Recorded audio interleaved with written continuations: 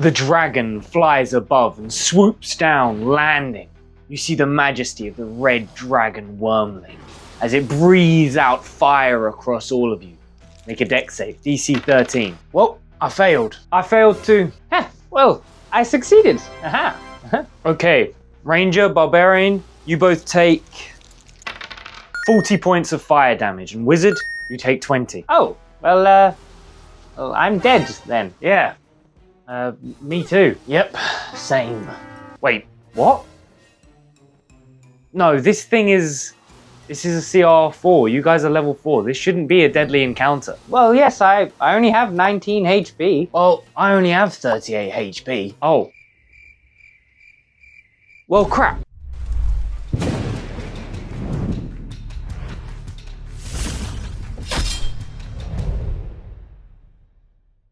Hey everyone, welcome to The Grit and Glory, where we learn how to improve the gaming experience. If you like the video, don't forget to like, comment, and of course subscribe. But now, onto the video. Dragons are literally one of the Ds in D&D, yet they are criminally underwhelming. I mean, sure, they can destroy a city and they can be a big threat to your players, but basically any high CR monster can do that. Where's the uniqueness? You know, where's the storytelling potential? I am very disappointed! Pointy Hat did an amazing video about this, focusing on his new Warden Dragon, which is definitely worth checking out. But in GnG, we went a slightly different route, reworking dragons completely from the ground up.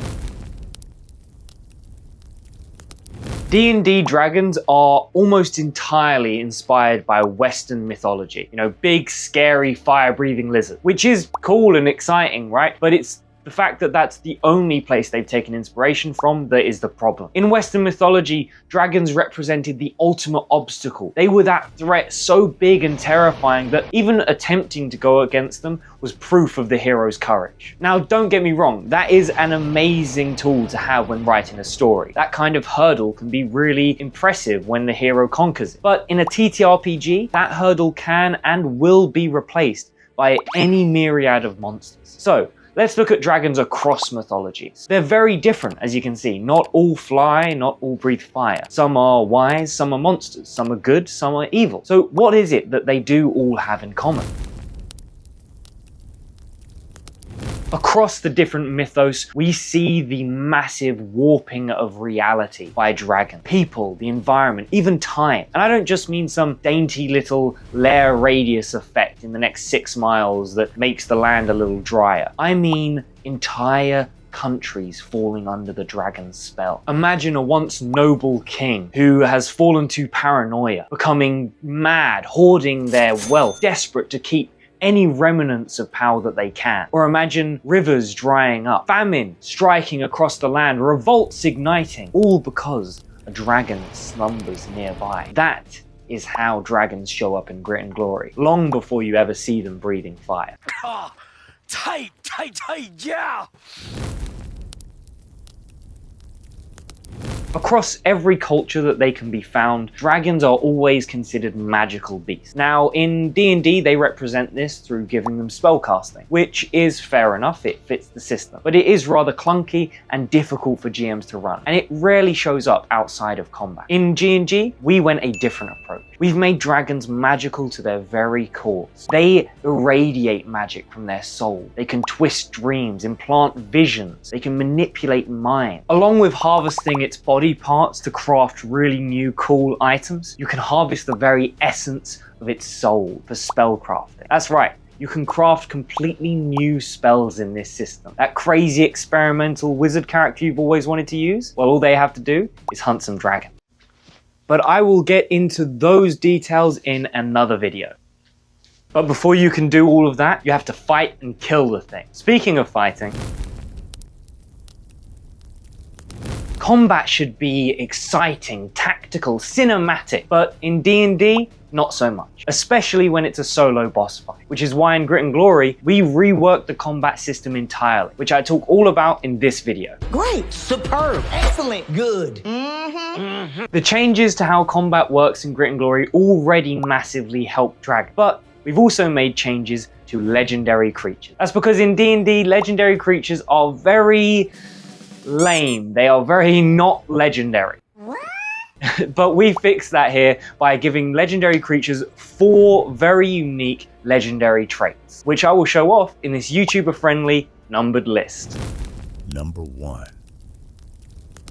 First is the legendary trait itself. This gives legendary creatures multiple turns in each round. That's right, not just an action at the end of someone else's turn, but a whole turn to themselves. I know this might sound crazy, but it actually fixes so many problems. First off, stuns are no longer combat ending, which is amazing in of itself. Also, you now don't have to completely flood the battlefield with 5 different types of stat blocks. It makes running the boss fight so much simpler. It also means that you can have that solo boss fight without completely flooding the action economy against them. And you can always adjust it however you need, up or less, depending on your size and strength of your party. But it does also mean that you can be super tactical with your boss, allowing them to set things up a few turns beforehand. Number 2.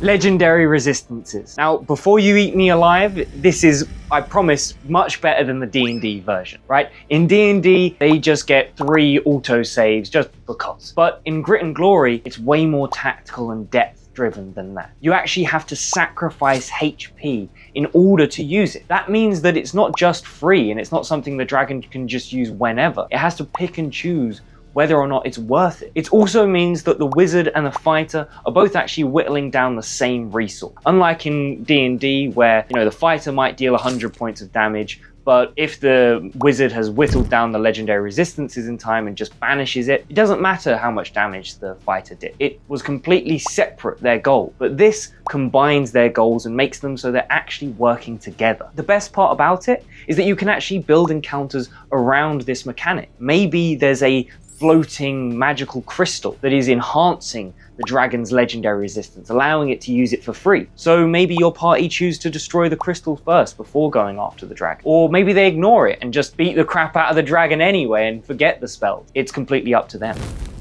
Number 3. Legendary actions. In Grit and Glory, they're not just you get to make a tail attack at the end of someone's turn. Ooh, wow, so interesting. Yay! No, they're way cooler than that. These are powerful abilities that the dragon can use at the end of each round. They're designed to completely change the flow of combat and possibly the battlefield itself. Maybe the dragon slams its feet down and cracks open holes in the ground where other things might crawl out of. Or maybe it twirls around, spinning, whipping everyone back, sending them flying before it launches off into the air.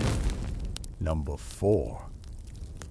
The legendary form. This is an ability that only the strongest of legendary creatures have, and it truly sets them apart as beasts to be reckoned with. When they hit 0 HP, instead of curling up and dying, they erupt in a final burst of energy, new abilities, new stats, new tools to toy your players with. And maybe they use them in different creative ways. Maybe that dragon is terrified and uses its energy to flee and fight another day. Or perhaps its pride gets the better of it and it lashes out in anger, desperately trying to kill off the party before they take it down for good. All of these different tags make fighting dragons, legendary creatures generally, so much more interesting. But we don't stop there. There are things in this game called telegraphed attacks. Legendary and non-legendary creatures can have them, but dragons make amazing use of them. Instead of the D&D's breath weapon, which just says, I go over here and nuke half the party. No time to react, no time to do anything, just hope you roll well. The way it works is that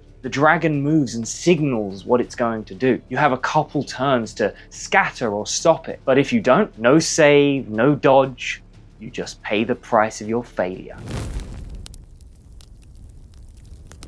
In D&D, a lair gets a couple regional effects, and that's about it. But let's be honest, most people ignore them anyway, and when they don't, they barely make any impact. In Grit and Glory, however, the dragon's lair is central to its encounter. It is tied to the dragon like a living, breathing entity, all on its own, shaped by the soul and influence of its creature. And we've made sure it's not all just fluff text. The mechanics are impactful and flavorful. This is the epicenter of its aura of influence, so all the outward effects are turned up to 11. Instead of dry spells, there's lava. Instead of slow temptation, there's total corruption. Every round your players spend in that lair is going to remind them they're somewhere powerful. They're in its domain. Because dragons aren't just another monster in Grit and Glory. They're a powerful, living legend. They're a challenge you'll never forget. Hopefully you enjoyed the video. If you did, check out the website in the description below, where you'll find details about the Kickstarter that's going live in September, so make sure to back it. And in the meantime, you can check out my Patreon for more exclusive content, or for YouTube content, you can look here.